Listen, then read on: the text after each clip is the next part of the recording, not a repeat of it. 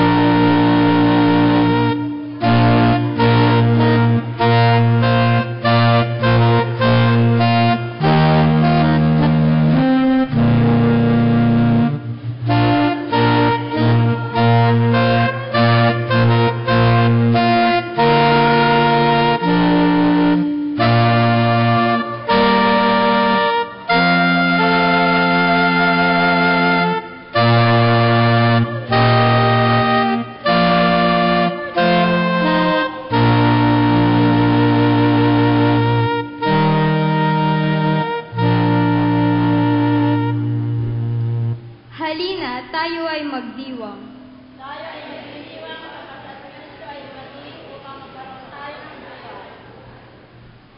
Purihin at pasalamatan natin ang Panginoon.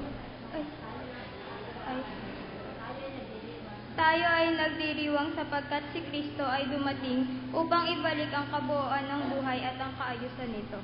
Purihin at pasalamatan natin ang Panginoon at tagapagligtas na nagkaloob ng buhay, naganap at justisya. Tayo po ay manalangin. Aming Diyos na makapangyarihan sa lahat, nagkakatipon po kami ngayon upang ipagdiwang ang kabutihan at kagandahang loob ninyo sa aming buhay araw-araw. Itinataas po namin ang aming mga tinig sa pagpupuri sa iyo at iniaalay po namin ang aming buhay bilang pasasalamat. Samahan at gabayan mo po kami ng may kaayusan ng aming gagawing pananambahan. O diwang banal, naway maging kaaya-aya po kami sa iyong banal na harapan. Sa pangalan ni Jesus. Amen.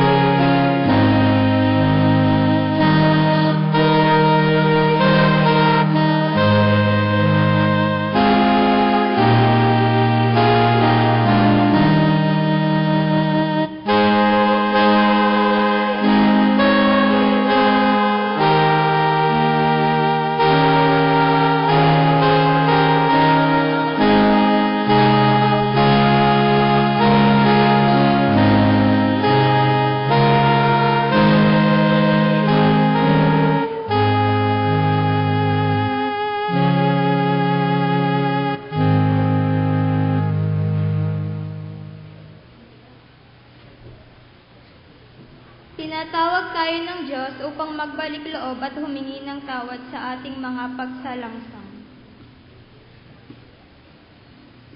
Inaanyaya ko ang bawat isa na tayo'y maglaan ng ilang sandali na matahimik na panalangin na ating idulog ang ating mga sarili sa Diyos sa paghingi ng kapatawaran ng ating mga pagkakasala laban sa Kanya at laban sa ating kapwa. Tayo po ay matahimik na manalangin.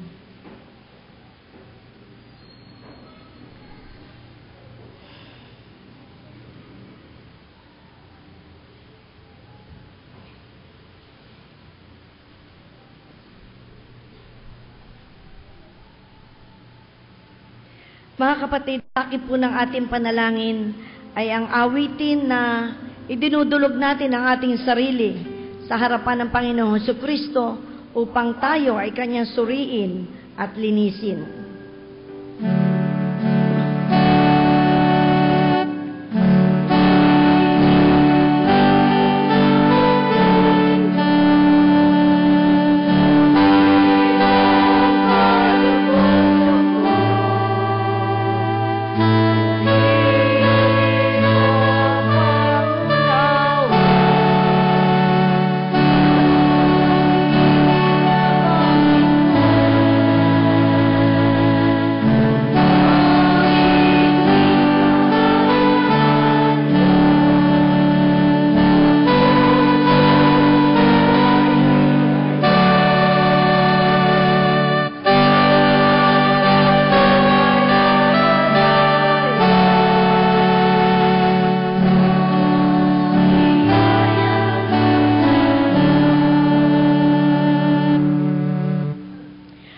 Kapatid kay Jesucristo, kung ang ating pong puso ay buong katapatang idinudulog natin sa Diyos, nababasa ng Diyos ang ating layunin na matapat na paghingi ng kapatawaran. Nandoon, mga kapatid, ang katiyakan ng Kanyang pagdampi sa ating puso upang ito'y likhaan ng bagong puso at dalisay na buhay. Kung kaya nga, tanggapin ng bawat isa ang katiyakan ng kapatawaran at kapayapaang mula kay Kristo. At ang kapayapaang ito, mga kapatid, ay ating ibahagi sa ating kapatiran.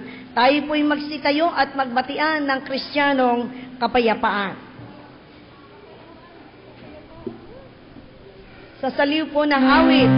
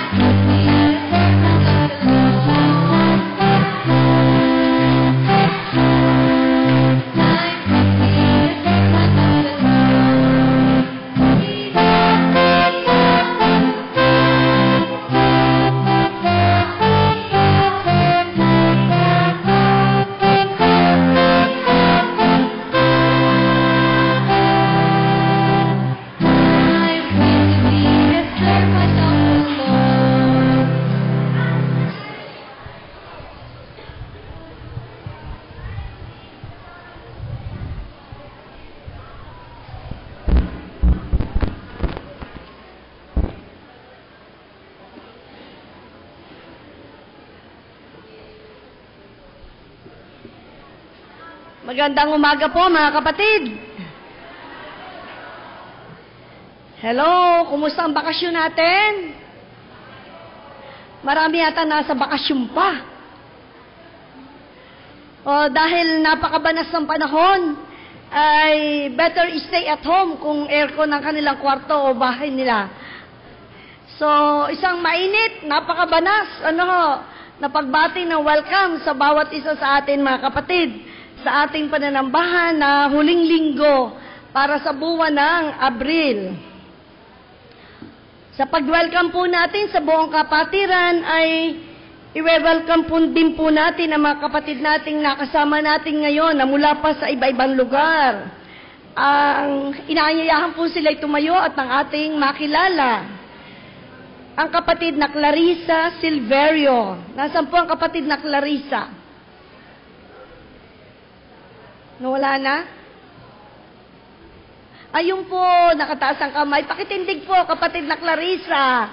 Napakilala ka naman po ng kapatiran. Salamat po.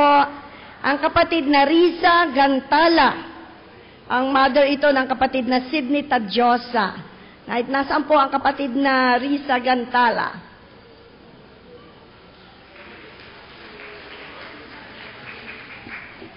Welcome po sa inyo. Salamat po sa pagdalo ninyo sa pananambahan natin dito sa UCCP Magil.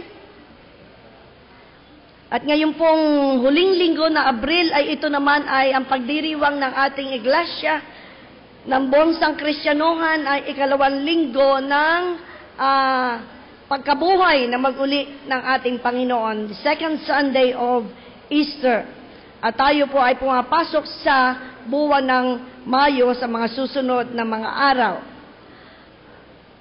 Hinihilingan po natin yung mga babatiin natin na maligayang kaarawan ay pakitayo dito sa unahan para naman sila ay ating maawitan ng dalangin ng pagbati. Noong pong April 27 ay ngayon, ang kapatid na Rowena Bendorio at Elvin Quezon. Na ito po ba sila? Balita ko si Elvin ay naiwan pa doon sa camping. Overdue na si Elvin sa camping, Bukas, ang may birthday, kapatid na Lauriana Furok at Lilibet Aliento. Wala sila. Sa 29 po ay ang may kaarawan ay kapatid na Dan Israel Valdivia, Lesia Erin Bersamina. At sa 30, ang kapatid na Violeta Lista, si Ate Bolet.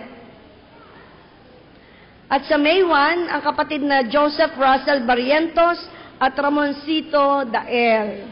Ganon din po sa May 2, Jerome Balmeo, Berlin Pielago. Sa May 4, Susana Abara. Wow, birthday ni Ate Susan. At kapatid na Meriel De Leon, ang ating patnugot ngayong umaga. Ganon din ang kapatid na Conrado Libiran.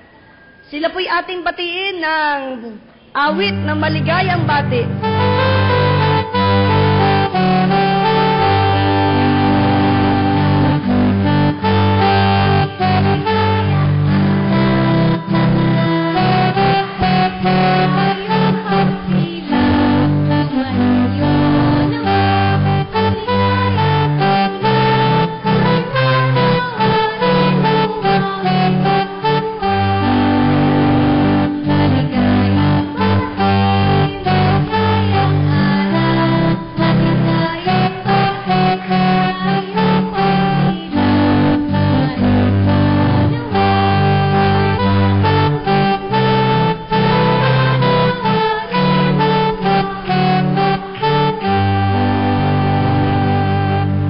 Ipaabot po natin sa kanila ang ating pagbati at dalangin para sa kanila na mayamang buhay pananampalataya ang kanilang kamtin sa mga darating pang panahon ng kanilang buhay. Happy birthday po sa kanila. Ganon din mga kapatid, tayo po ay magsama-samang manalangin para sa mga kapatid nating may mga karamdaman sa kanilang lupang katawan na ito po ay hindi natin inaalis sa ating bulletin, sa Magil Bulletin bilang kapahayagan ng ating pagmamalasakit at pagmamahal sa kanila. Purihin natin ang dakilang Diyos sapagkat ang ilang naririto sa talaan ay nakakasama natin sa ating pananambahan. Bagamat siyempre may mga nararamdaman pa rin sa kanilang lupang katawan. Ganon din po ang mga kapatid natin, mga bata at mga kapatiran na naninirahan sa ibang lugar na meron silang karamdaman. Pakisama nyo na rin po yung aking, na ako'y mabilis din ang paggaling dahil napakaraming trabahong nakahanay. Kahapon po hanggang kahapon sa Quezon District Fellowship ay natiis-tiis pa na nakikipag-fellowship ako doon. Bagamat nung isang araw, dating namin sa Butangyad, kaagad ay ako'y binigyan naman ni Reverend Gilbert ng first aid. So nakabangkat na rin ako doon. Hanggang umuwi ako'y inalis ko na. Alam nyo na, pag maigi na ang pakiramdam, ay inaalis ang gamot. Ay kagabi ay hindi na maganda, hanggang likod ko ay namamagana. Dahil nadulas ako sa pag-ahon, ay ito ang napersang maigi sa pagsanggalang ko para ako hindi gumulong pababa. So, ang Diyos ang kinikilala nating dakilang manggagamot na sa kabila ng ating mga nararamdaman, nagpapatuloy tayo na naghahandog na ating buhay at panahon. Tunghayan po natin itong ating mga nakatalatakdaan o schedule para sa buwan ng Mayo. Na ang buwan ng Mayo ay pinagdiriwang ng buong UCCP ang anibersaryo nito para sa buwan ng Mayo. Ang ating pong mga kabataan na nagsipagpagal, marami pong kabataan na nagturo, nag-assist sa VCS natin. Nandito po sa likuran ang talaan ng mga kinikilala natin at pinasasalamatang mga nagturo sa VCS 2014. Maraming salamat po sa inyo. Magpatuloy kayo na naghahandog na inyong buhay, kakayanan at panahon para sa gawain ng Panginoon. At sila po ay bibigyan naman natin ng kaunting pagpapasalamat. Meron po silang Teachers Recreation sa May 1 dito sa Kalumpang. Ganoon din po ang ating mga binigyan ng kumpirmasyon ay meron silang educational trip na traditionally ay ginagawa ng ating iglesia para sa kanila. May 2, subalit mamaya po may pulong po ang communicants kasama ang mga magulang at ang mga diakonesa upang isaayos namin ito. Gayon din ang schedule. Sa Sabado po, May 3, ito po isang mahalagang event sa ating iglesia kung saan ay ating isasagawa ang taunang pulong ng kongregasyon o annual congregational meeting at 1 o'clock in the afternoon. Kaya ang bawat isa po sa atin ay inaasahan na tayo ay makikilahok, makikinig sa mga pag-uulat ng mga kaganapan sa ating iglesia sa loob ng isang taon. May 3, May 4, ay di sa linggo po ito, third Sunday of Easter na Communion Sunday, kung saan ay isasagawa po naman ng Election Committee ang presentation of the candidates. At ngayon po, araw na ito ay submission of nominees from the Nomination Committee to Election Committee na after second service po natin isasagawa. Sa May 10 po, mga kapatid, hindi lang po napalagay din pero nagkaroon na po tayo ng liham sa ating iglesia mula sa komperensya na tayo po, ang Southern Tagalog Conference ay magdiriwang ng kanyang ika-65 taon. 65 years ang ating konferensya. Sa pagdiriwang na ito, maghapon lamang po ito. So, inaanyayahan tayo sa umaga, meron tayong motorcade mula sa ating tanggapan sa Lusakan papunta sa UCCP First Evangelical Church sa San Pablo City. Okay po? So, first, sa umaga ay magkakaroon tayo ng opening worship, then motorcade papuntang First Evangelical Church. After lunch, tayo po ay isasagawa natin ang Sambawit 2014. Ito po'y isang pagsamba at pasasalamat sa Diyos sa pamamagitan ng awitan. At ang ating pong iglesia ay isa sa magpa-participate dito sa pamamagitan ng koro ng ating kabataan. Ang nakatala pong mga iglesia na magsisiawit dito ay mahigit ng 10. Isa po tayo dito. At ang mga awit po dito, yung doon sa liham na ipinadala, ay naka-red t-shirt. Yung mumurahin lamang na round neck, na red. Ano ho? So mga kapatid, yun po ay bahagi ng ating pakikiisa sa mga pagdiriwang at gawain ng ating minamahal na konferensya. Sa 11 po, kagaya na banggit ko kanina, ay Mother's Day. So, marami tayong nanay sa May 11 na naririto. At sila ay bibigyan natin ng pagkilala. Ganun din po ay Election Sunday ng ating iglesia. Sa May 18, maghahandog po tayo para sa one-day income for the Lord at installation o pagtatalaga ng bagong pamunuan ng konsilyo ng iglesia kasama ang mga lupo nito. At ayon po sa ating pinagtibay ng iglesia na election code, sa araw pong iyon ng pagtatalaga ng bagong mamumuno sa ating konsilyo na iglesia at mga lupo nito, ay wala pong pananambahan sa hapon. Dahil kinakailangan tayong lahat ng mga kaanib ng iglesia na UCCP Magil ay kasama. Saksi tayong lahat sa pagtatalaga ng mga pamunuang bagong halal. So, yun po ang ilan nating kaganapan at sa kasunod pong mga balita ng ating iglesia, patuloy po tayo nagpapasalamat sa pamunuan ng kabataan na sila po ay taus-pusong, na sila po ay nagsidalo sa nakaraang STC Nestcon CYF. Salamat po sa mga sumuporta sa kanila. Financially, lalong higit ang inyong panalangin. Ang ating pong ipinadalang kabataan doon ay, kung di ako nagkakamali, 20 po sila na dumalo doon. At umabot sa halos 300 kabataan ang nakadalo. 2 konferensya po ito. So, napakalaking bahagi ng buhay ng mga kabataan ang kanilang pagdalo dito, na hindi nila malilimutan. Ganun din po, pinasasalamatan natin ang Christian Marketing sa pamamagitan po ng Elder Nani Quijano, si Ate Nani, na ito pong marketing na ito ay nagkaloob sa ating iglesia ng 720 pieces Vaseline shampoo na atin namang ibibigay o bibigay na tulong sa mga kapatid natin sa Quezon District Jail, Lucena City Jail at Talipan District Jail. Mga kapatid nating naninirahan sa bahay ni Kuya.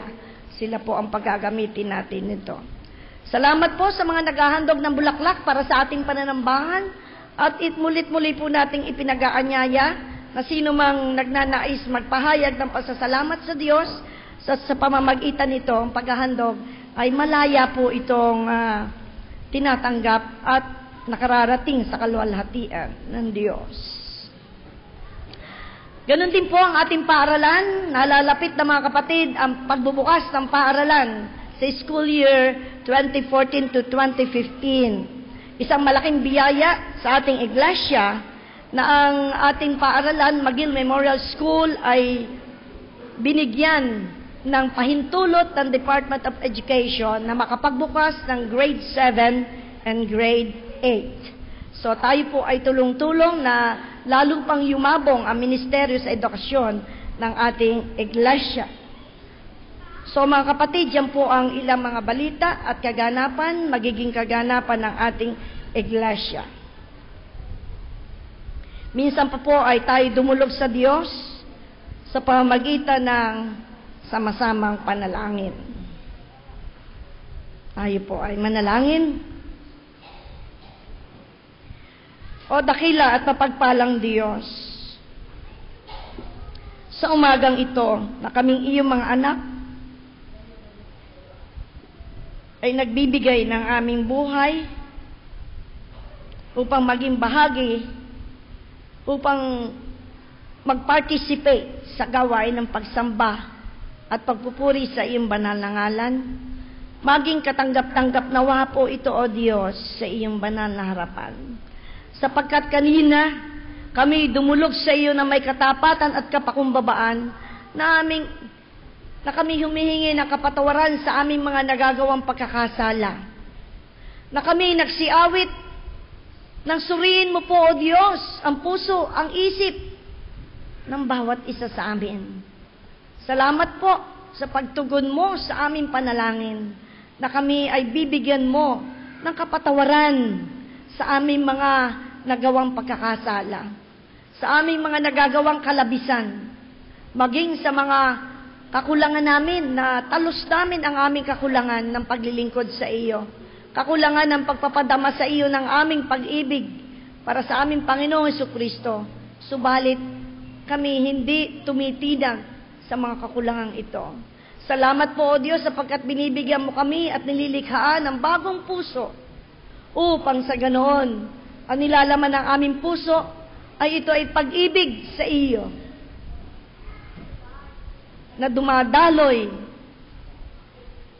para sa aming kapwa. Kung kaya nga natututunan naming magmahal, magmalasakit at ibigin ang aming kapwa. Kahit na Panginoon namin Diyos, nahihirapan kaming ibigin ang aming kapwa. Lalo na ang mga nakagagawa sa amin ng mga bagay na nakasasakit ng damdamin, nakapagsasalita sa amin harapan na ito'y nakapagsasakit ng damdamin at maaaring nakapagsasalita ng mga bagay laban sa amin maging sa talikuran. Salamat po, Panginoon namin Diyos, sapagkat tinutulungan mo kaming unawain ang mga kaganapan sa aming buhay na nahihirapan kaming unawain. Maging ang aming kapwa na nahihirapan din kaming unawain, O Diyos. Magpatuloy ka nawang kumilos sa aming buhay upang kami ay makapagpahayag ng iyong banal na pag-ibig, upang makita sa aming buhay ay ikaw, O Jesucristo. Sumasamo po kami sa iyo ng buong katapatan, O Diyos, na ang aming awitan ng papuri, ang aming pagbubulay-bulay sa iyong banal na salita, ang aming pagsasama-sama sa pagmamalasakitan sa mga kaganapan at magiging kaganapan sa iyong iglesia. Nawa po'y ang lahat ng ito, O Panginoon, ay aming pagkaisahan na ipagpasalamat sa iyong banal na ngalan. Amin pong isinasamo sa iyo sandaling ito ang mga magiging kaganapan, mahahalagang kaganapan sa aming iglesia. Matapos na gumanap ng tungkulin ang nomination committee, ito po, O Diyos, ay kanilang isusulit sa election committee. Matapos na mapagtibay ang pakikipag-usap sa mga anak mo na maaaring tinatawag mo sa iba't ibang tungkulin at gawain, ito po, O Diyos, ay buong katapatang isusulit sa election committee. Sa mga susunod naming gawain sa iglesia, sa pagpepresenta ng mga anak mo na maaaring manungkulan sa iglesia, sa aming pagpili o sa panahon ng paghalal sa mga manunungkulan. Samahan mo po kami, O Panginoon namin Diyos. Tulungan mo po kami maging malawak ang aming pangunawa at ang aming titingnan ay ang kapakanan ng iglesia, hindi ang kapakanan ng sino man, hindi rin lalong higit ang kapakanan ng aming sarili.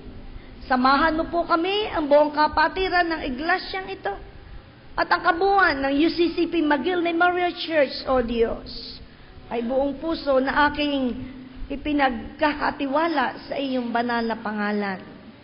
Loobin mo pong sa pagganap namin na mga gawaing ipinagkatiwala mo sa aming iglesia, sa aming lahat.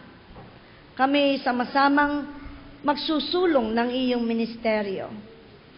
Pag-iisahin namin ang aming mga diwa sa pag-uunawaan ng mga mungkahi, kaisipan ng bawat isa.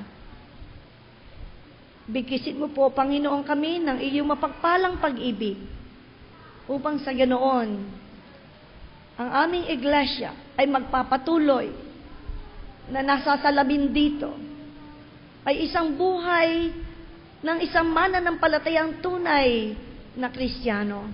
Hindi lamang sa pananalita, kundi lalong higit isang tunay na Kristiyano sa kaisipan, sa nilalaman ng puso, at sa mga gawain. Kami po bilang mga mamamayan ng aming bansa, ng aming bayan, nagmamalasakit kami sa kapakanan ng mga mamamayang Pilipino. Nagmamalasakit kami maging sa mga namumuno sa aming bansa, sa aming lalawigan, sa aming bayan. At kami po ay dumudulog sa iyo, o dakilang Diyos, na loobin mo nawa, nakasihan mo rin sila ng iyong Espiritong Banal, upang sa ganoon ang makahari sa kanilang puso ay isang matapat na pagnanais na paglilingkod sa mamamayang Pilipino, lalong higit sa mga nangangailangan ng serbisyo mula sa mga nasa pamahalaan, lalong higit sa mga kapatid naming nagdarahop sa iba't ibang kadahilanan, sa mga kapatid naming nabiktima ng iba't ibang kalamidad, maging ang mga nangyayari ngayon sa aming bansa na pagdalaw o pagbisita ng Pangulo ng malaking bansa, ng isang makapangyarihang bansa ng Estados Unidos, na ang kanilang Pangulo ay bibisita, makikipag-ugnayan sa aming bansa, sa mga nangunguna sa aming bansa.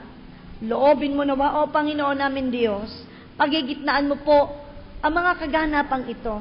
Loobin mo po, Panginoon namin Diyos, na ito'y magiging daan para sa pagtutulungan at hindi sa pansariling kapakanan ng bawat bansa, ng bawat mga nasa leadership, ang kanilang masa sa puso at kaisipan. Sumasamo kami sa iyo, o Panginoon namin Diyos, ng buong katapatan. At ito po'y aming idinudulog sa tanging pangalan ng aming Panginoon at tagapagligtas na si Jesucristo. Amen.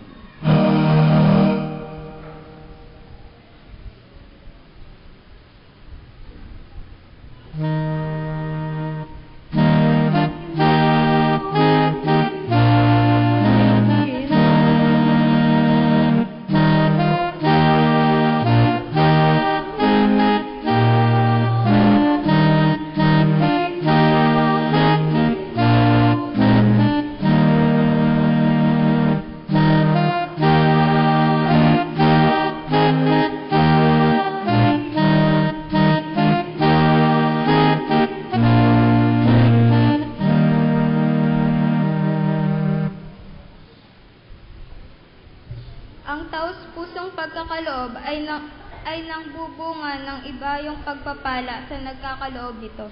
Dalhin ng bawat isa ang kanyang kaloob sa Panginoon bilang tanda ng pasasalamat sa mga biyaya na tinatanggap mula sa Diyos.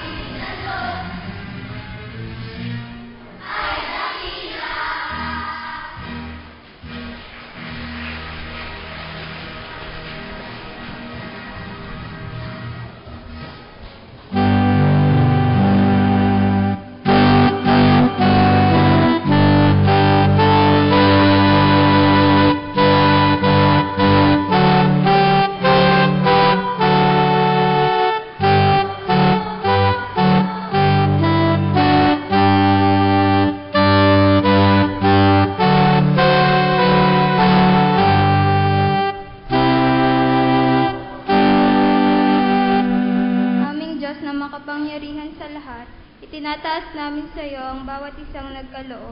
Pagpalain at pagkalooban mo po ang bawat isa ng walang hanggang pagpapala. May pagpatuloy nawa namin ang iyong ministeryo sa pamamagitan ng pagkakaisa, pagmamahalan at pagtutulungan. Bilang alulod ng pagpapala, magbibigay kami ng taglay ng pakumbabaan. Sa pangalan ni Jesus. Amen. Mga kapatid, manatili po tayo nakatayo, samantalang dinirinig natin ang pagbasa ng banal na kasulatan. Buksan po natin ang ating banal na kasulatan sa sulat ng Gawa, pangkat 16, talatang 9 hanggang 15. Acts chapter 16 verses 9 to 15. Ganito po ang sinasabi. Kinagabihan, nagkaroon si Pablo ng isang pangitain. May isang lalaking taga Macedonia, nakatayo at namamanhik sa kanya. Tumawid po kayo rito sa Macedonia at tulungan ninyo kami. Pagkatapos ng pangitain ito, gumaya kami agad sapagkat natanto namin kami tinatawag ng Diyos upang ipangaral sa Macedonia ang mabuting balita. Mula sa Troas, tuloy-tuloy kami naglayag papuntang Samotracia at kinabukasan sa Neapolis. Mula roon ay nagtungo kami sa Filipos upang isang kolonya Romano at pangunahing lungsod sa dakong iyon ng Macedonia. Nanatili kami roon ng ilang araw at ng araw ng pamamahinga, lumabas kami ng lungsod at nagpunta sa tabing ilog sa isang puok na inaakala naming dakong panalanginan ng mga Hudyo. Naupo kami at nakipag-usap sa mga babaeng nakakatipon doon. Kabilang dito ang isang nagngangalang Lydia, taga Tiatira at mangangalakal na mga telang purpura. Siya ay may takot sa Diyos, binuksan ng Panginoon ang kanyang isip. At siya ay naniwala sa ipinangangaral ni Pablo. Nagpabautismo siya at ang mga kasambahay niya. Pagkatapos sinabi niya, kung itinuturing po niya akong tapat na lingkod ng Panginoon, doon na kayo tumuloy sa amin. Mahigpit ang kanyang anyaya, kaya't hindi namin napahindian. Ito po ang salita ng Diyos. Magsilbi nawa itong kapayapaan sa puso ng bawat isa.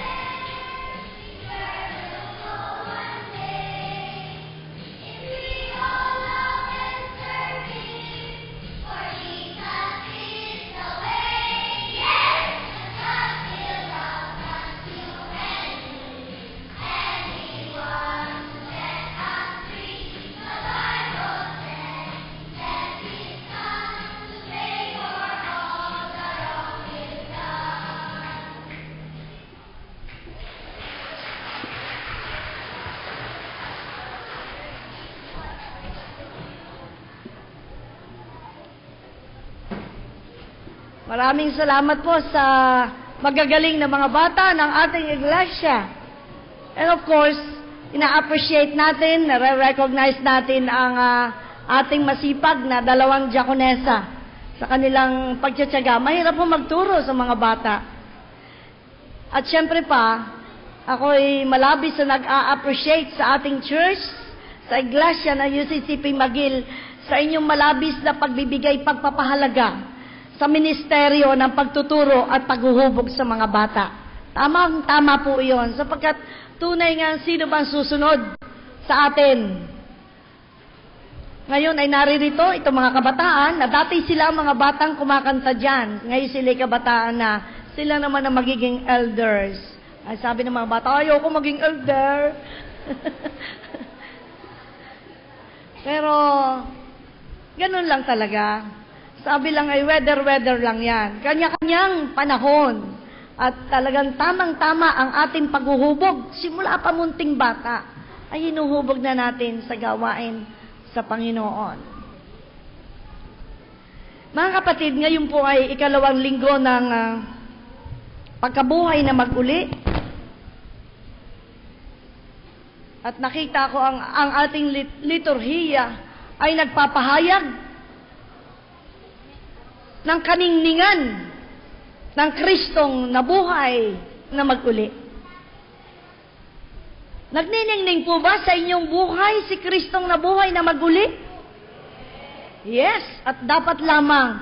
Therefore, kung ang kaningningan ni Kristo ay nasa sa atin, dapat nagniningning din tayo. Hindi aandap-andap. Nagniningning din ang bawat isa sa atin. Tayo po mga kapatid ay sandaling manalangin. Sa iyo ang kapurihan at ang aming pagtitiwala, O Diyos, sa umagang ito, sa pagbubulay-bulay namin ng iyong banal na salita. Dumadalangin po kami, samahan mo nawa kami.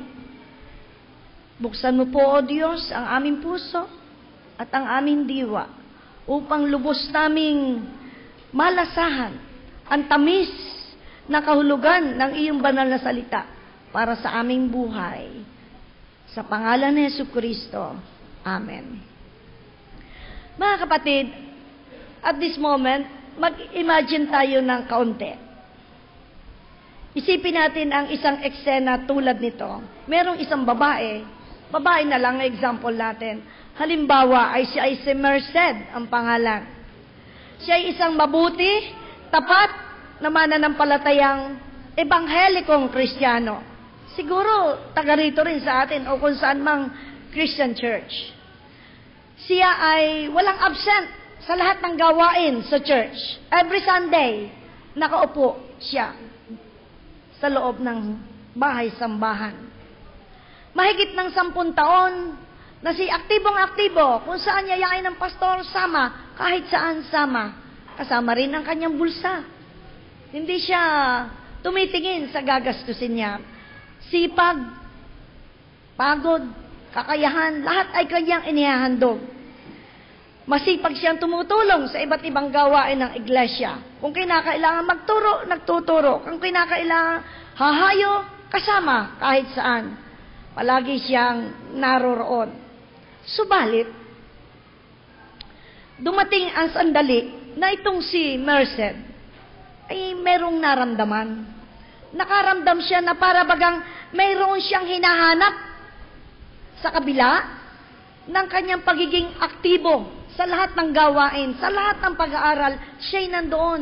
All participations ay kanyang ginaganap.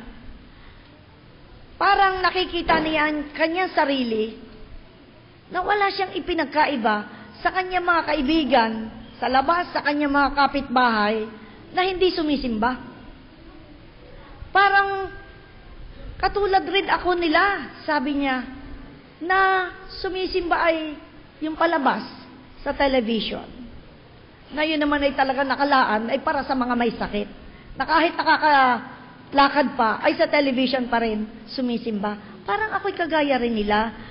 Sa pag-analyze niya sa kanyang sarili, iyon ang kanyang nadarama at nakikita niya sa kanyang sarili. Kayong po mga kapatid, iba namang eksena ang tingnan natin at this moment. Let us imagine na isang grupo ng mga taong naglalakbay naman, nagtra-travel sila. Masigasig din silang sama-sama sa paglalakbay, kahit ang kanilang pondo ng pananalapi ay hustong-husto lamang. Masigasig silang nagsasagawa ng gawain, kahit kapos sa ibang mga pangangailangan. At kahit ganito ang kanilang kalagayan, tuloy din sila. Bahala na ang Diyos. Lagi nilang sinasabi, God will provide. Tanging dala nila ay pananampalataya at yung kanilang malalim na kagustuhan, malalim na desire na lumakad, humayo. Hanggang isang gabi, ang isa sa kanila ay nagkaroon ng panaginip o pangitain. Ayon sa ating binasa, maaring vision. At ang grupong ito na mananampalataya ay naniniwala na yung panaginip na iyon ng isa nilang kasama ay nangangahulugang tinatawag sila. May tumatawag sa kanila upang sila'y humayo pa at magsagawa pa ng mga gawaing ipinagkatiwala ng Diyos. Magpahayag ng mabuting balita sa mga paraang naiba sa dati nilang ginagawa. Dahil dito, ano kaya pong ginawa nila? Kaagad ay nagbago sila ng plano papunta sa isang direksyon na hindi ayon sa kanilang nais, kundi ayon doon sa panaginip o pangitain na tinanggap ng isa nilang kasama. Para yata po mahirap mangyari yun. Parang napanaginip mo lang, yan ang susundin, samantalang meron tayong plano at planadong-planado na ito. Subalit, ganun po ang kanilang ginawa. At marahil maitanong natin, anong uri ng pananampalataya at dedikasyon ang mga taong ito? At ito'y tanong din sa atin, anong uri ng pananampalataya at dedikasyon mayroon ang bawat isa sa atin? Isang kakaiba at kahangahangang pagtatalaga ng sarili para sa pagbabahagi ng dakilang mensahe. Ano po ba ang dakilang mensahe?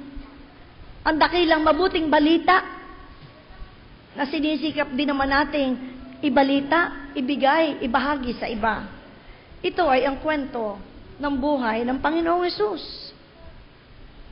Lalong higit ang pagkabuhay na mag-uli ng Panginoong Hesus. Kung kaya po, sa mga ebanghelikong iglesia, partikular tayong mga tinatawag na protestante, mga UCCP, ang selebrasyon ng mahal na araw hindi natatapos sa Biyernes Santo.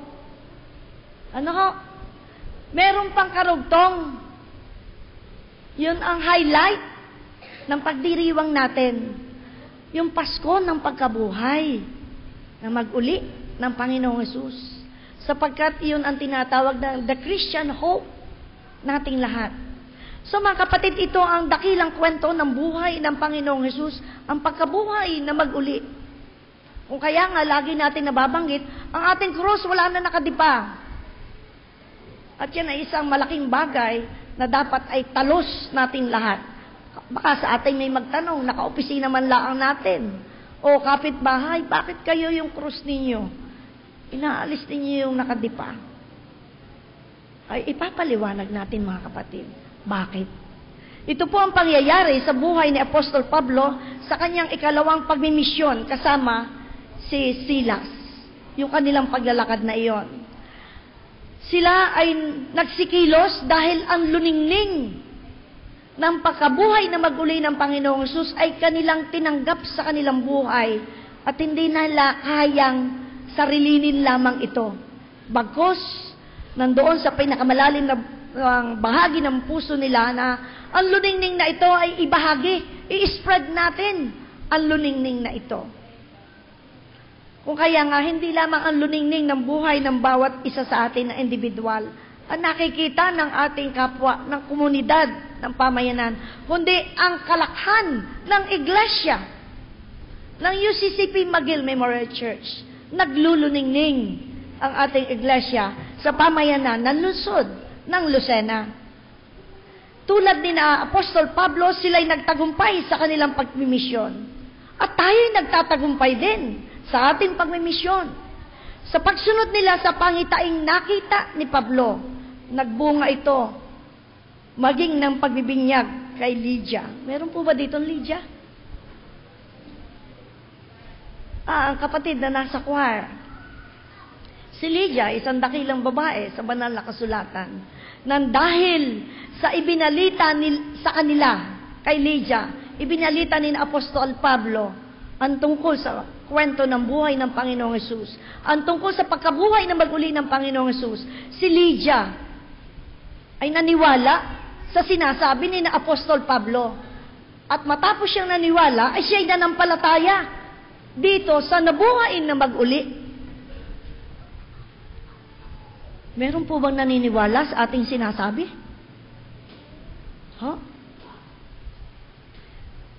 Kaya, tulad din ni Apostol Pablo, tayo'y nagiging maingat sa mga salitang namumutawi mula sa ating mga labi, sapagkat ito ay nagpapahayag, nararapat na nagpapahayag ng kwento ng buhay ng ating Panginoong Hesus. Si Apostol Pablo kasama ng kanyang mga kasamahan ay mainit ang pananampalataya. Nawari ba'y nagniningas ang patnubay ng Espiritong Banal. Ano pong mainit ngayon sa sandaling ito? Mainit ang panahon. Ay damhin natin sa ating puso. Mainit din kaya ang aking pananampalataya?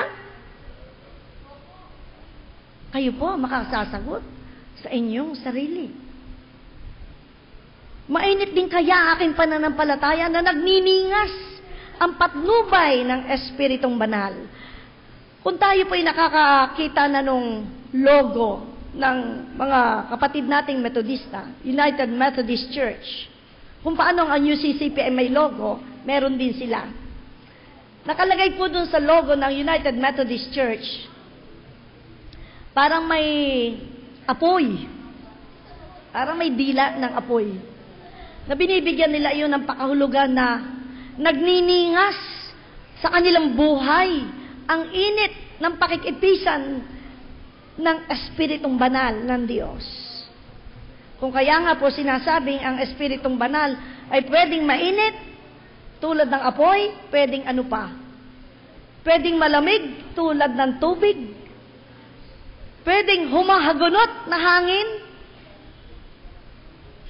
na nararamdaman ng mga mananampalataya ni Jesucristo na mainit ang pananampalataya. Merong karugtong ang nakakaramdam ng mainit at nagniningas ang patnubay ng Espiritong Banal ay yung mga mananampalatayang nagiinit ang pananampalataya kay Jesucristo. Kabaliktaran na naman mga kapatid, ng kwento natin kanina tungkol kay Merced. At maaaring sa kapanahunan natin sa ngayon ay tayo'y tulad din ng Merced. Walang init, walang sigasig, bagamat sama ng sama. Hindi maramdaman ang tunay na kagalakan, ang kasiyahan sa ginagawang kaabalahan sa iba't ibang gawain. Sa mga kabataan, anong sabi ng kabataan? Ay walang dating. Ginagamit pa ba yun nila ngayon? Walang arrive. Maaring ganito po ang sitwasyon. Dahil sa panahon ni na Pablo at ay malinaw nilang naunawaan kung ano ang pagkabuhay na mag-uli ng Panginoong Hesus. Karugtong nito, naunawaan nila ang tawag ng paglilingkod. Talos nila ang kahulugan at kapangyarihan ng muling pagkabuhay ng ating Panginoong Hesus. At ang babae, kanina ayon sa ating kwento si Merced, ay gumagawa dahil lamang sa pagiging aktibo, dahil lamang sa pagsama, dahil nakakahiya, hindi dahil sa pag-ibig at pagkakilala sa Kristong nabuhay na mag-uli. Tingnan po natin si Pablo. Siya ay humahayong dala ang mabuting balita ng pag-ibig ng Diyos dahil siya ay nakinig na mabuti. Hindi niya narinig, nakinig siyang mabuti. Pag ho nakinig, may pangunawa. Hindi basta narinig niya. Nakinig. Listen carefully. At matapos siyang narinig, nakinig, naunawahay, ipinamuhay ang salita ng Diyos. Kung atin lamang pong muling didiskubrehin ang sikreto ni Pablo, mararamdaman din natin ang init ng pagkilos ng Espiritong Banal sa ating buhay. Sa ating pong pagbibigay sandali ng totohanang pakikipag-usap at makikinig sa tinig ng Diyos sa pamamagitan ng regular at pananatili ng pananalangin, pananahimik sa pakikinig sa kanyang tinig sa pamamagitan ng kanyang banal na salita. The holy listening, madarama at mapapansin natin pinangungunahan tayo ng Diyos sa isang direksyon. Hindi tayo mapapariwara. Hindi magiging pawardi-warde. Sabi lang sa Batangas ay pawardi-warde ang takbo niyan. Ibig sabihin, hindi makaintindihan ang takbo ng buhay. As we rediscover God's love in our hearts, we can reignite a fire in our faith. Sa muli po natin paghahanap ng nag-aapoy na pag-ibig, tunay na madarama kahulugan sa buhay natin ng muling pagkabuhay ng Panginoong Hesus. Nandoon ang pagkilos, pagsasabuhay ng ating pananampalataya. Sa mabilis pong takbo ng buhay ngayon, lahat ay mabilis, lahat ay instant. Isang text message lang, nagkakaintindihan na. Meron niya mga kabataan na tate-text ay mag-sweetheart na pala. Sa bandang huli ay ite-text, ano nga ang pangalan mo? Ay, nanood ba kayo kagabi ng MMK? Ang pamagat kagabi ng MMK ay ano? Oy, yun, nanood sila. Nakakatuwa, nakakaaliw, pero pambihira. Si nanay, ang nakikipag-text doon sa manliligaw ng kanyang anak. Si nanay ang sumasagot kahit ayaw ng anak. Si nanay ang kinikilig sa tuwa. So, yun na yung kapangyarihan ng makabagong mga gadgets sa ating panahon. Makakausap mo ang nasa malayo na parang katabi mo lamang. Ang ating lipunan ay masasabing tumataas ang espiritualidad. Maraming mga messages, Christian messages, Bible verses, kung ano-ano pa, sa text messages, sa Facebook, kung saan-saan. Subalit, maituturing na bumababa ang pagiging pamumuhay relihiyoso ng tao. Ang daming nagpapadala ng mga spiritual messages, subalit hindi nakapagbibigay ng mainit na pag-ibig kay Kristo. Nagiging abala na lamang dito. Kung kaya po, minsan pa hinihiling ko mga kapatid, pagtugtog ni Ate Esmirna ng organ, sa panimulang tugtugin, nasa bag na po natin ang ating mga cellphones. Hindi na po muna tayo nagkukwentuhan. Upang sa ganon, mag-init ang ating pananampalataya kay Kristo at ihahanda na natin ang ating puso at diwa sa paninimula ng pagsamba. Mga kapatid, ang ating binasang teksto sa umagang ito ay meron tayong makukuhang 3 katuruan. Una, kinakailangan nating maunawaan at maramdaman ang kahulugan ng isang buhay na mag-uli ng Panginoong Hesus matapos nating matalos ang kanyang kalooban. Second, na katuruan ay ipahayag natin ang mabuting balita ng pag-ibig ng Diyos, hindi lamang sa loob mismo ng pamilya o kapatiran, kundi sa ating kapitbahay. Nakikita naman nila sa atin ang buhay mananampalataya sa ating katrabaho. At ikatlo po ay maging handa tayo na magbahagi at magpakita ng mensahe ng Ebanghelyo sa mga taong hindi mo inaasahang makakausap mo. Isa ho yun sa hinahangaan ko sa mga kapatid nating isang grupo ng Baptist. Hindi lahat ng Baptist ay gumagawa ng ganito. Ang Baptisto ay mahigit na 50 klase. Kaya napakarami nila. Subalit merong mga grupo ng pag nakausap mo, kahit makatabi mo sa food court, tatanungin ka. Anong tanong nila? Are you saved? Ang sasagot mo, pakailan mo? Ay, di magandang itanong natin, kapatid, ay, ikaw, are you saved ka rin ba? Magsisharing na kayo.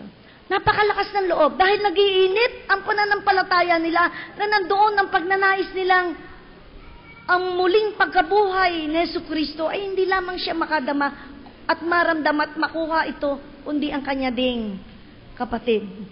O, pagpunta nyo mamaya sa mall, makasalubong mo, tatanungin mo, are you saved? Bagamat magandang gawi iyon ng ebanghelyo, ang sabi, o pagbabalita, pagbibigay ng mabuting balita, pero tayo nagiging maingat din sa kabilang banda. Paborito natin, mga kapatid, ang awiting nagniningning ang pag-ibig. Alam na alam yun ni Ate Esme siguro. Ano pong sabi sa koro? Oh, yung mga korista dito, alam na alam yun. Naari mga korista. McGill Memorial Church Choir. Ano sabi sa koro, Kuya Ben? Ilantad mo ang luningning sa ibayong pampangin, ang taong nasa hilahil, saklolohat, sagipin. Ilantad mo, huwag mong itago ang luningning ng pag-ibig ng Diyos sa iyo. Mga kapatid, sa pagsasagawa po natin ng lahat ng ito, kalakip ang paglilingkod natin sa iglesia, sa pamayanan, pagdalaw sa mga may karamdaman, pagdalaw sa bahay ni Kuya, meron tayong feeding program, iba't iba pa, pakikipagkapwa-tao, ang lahat ng ito ay pagsasabuhay ng ating pananampalataya. Sa lahat po ng ito, lakip ang